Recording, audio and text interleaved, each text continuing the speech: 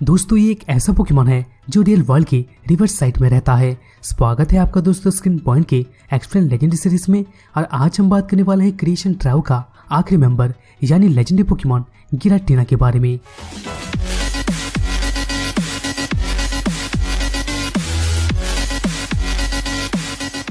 दोस्तों video start करने से पहले हम आपको बस इतना बताना चाहते हैं, अगर आप हमारे चैनल पे नए हैं तो दोस्तों सब्सक्राइब करें ताकि हम अब तक ऐसे ही ऑसम कंटेंट पहुंचाते रहें।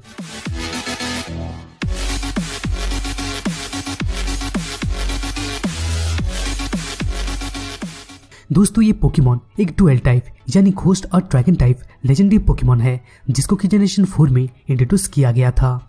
इसका कोई भी इवोल्यूशन फॉर्म नहीं है, लेकिन इसका एक सेकंड फॉर्म है जिसका नाम ऑरिजिन फॉर्म है।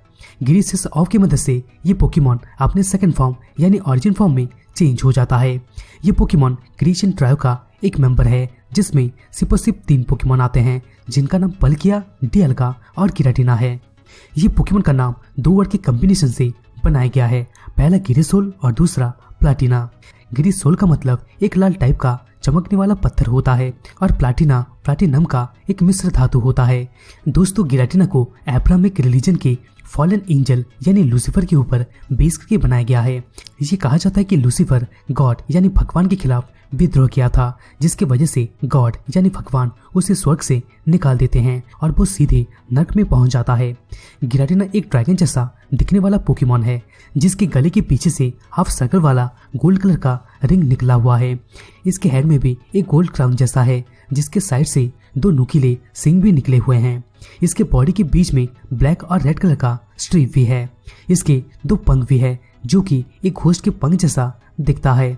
ये पोकेमॉन के टोटल 6 पैर होते हैं और इसके सभी पैर में 3-3 पंजे भी होते हैं जो कि गोल्ड कलर का होता है।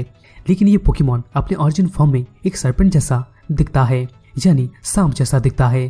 पहले फॉर्म में गिराटीना के सिर्फ 2 पंख थे जो कि घोस्ट जैसा दिखता था, लेकिन ओरिजिन फॉर्म में गिराटीना का 2 पंख से 6 पंख हो जाते हैं और ये पंख भी घोस्ट जैसा दिखता है।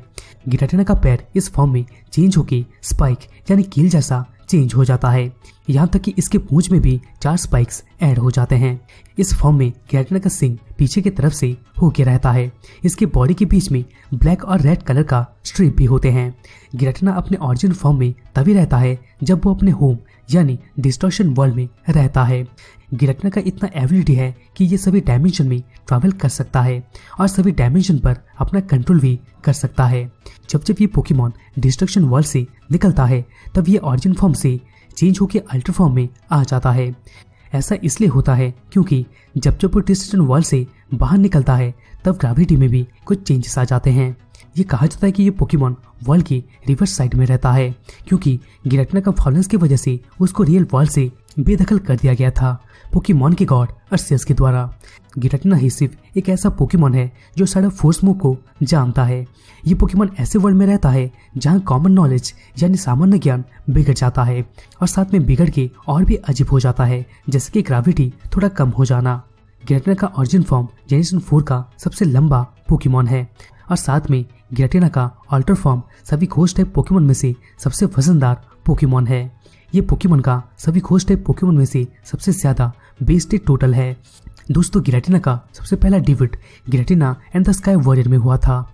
इस मूवी में गिराटीना डियालगा के ऊपर हमला कर दिया था और उसको रिवर्स वर्ल्ड में ला लिया था क्योंकि Pokemon the rise of डार्कराय movie में डियालगा और पल्किया की बैटल की वजह से गिराटीना का होम वर्ल्ड में कुछ चेंजेस हो गया था।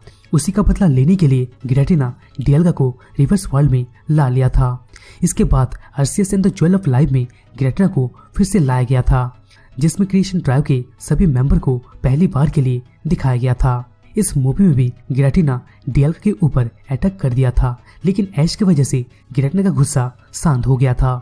बाद में अर्सियस के खिलाफ लड़ने के लिए गिराटीना, डियालगा और पल्किया एक हो गए थे।